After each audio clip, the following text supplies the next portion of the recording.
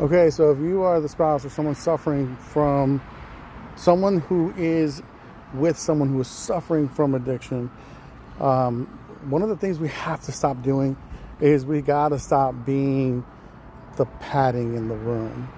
Like, we got to stop padding their fall. You know, the old saying, no pain, no gain. I think ultimately, as being the caregivers of someone with addiction, we have a tendency to want to stop them from hurting themselves. Like, oh, we're going to not let them fall. We're not going to let them face the consequences of their actions. We're just going to cover it up or find a way to get them through. We're going to make sure they get up for work. We're going to make sure they have coffee ready. We're going to make sure that they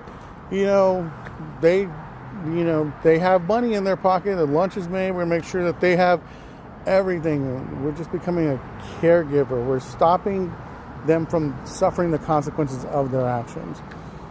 We really are. Just let them. They're going to fall asleep on the floor somewhere. Leave them there. They're going to piss themselves. Leave them there. You know, it's kind of a tough situation to be in. I had to stop myself from being that person. Like, I had to really stop them from. I was taking their consequences and giving them to myself. It's quite sad. And in that frustration, you know, it becomes a hard story to tell. Like, hey, how do I keep you? How do I keep you from the pain that I don't want you to face? How do I keep you from that? And thinking about that consistently killed me every day.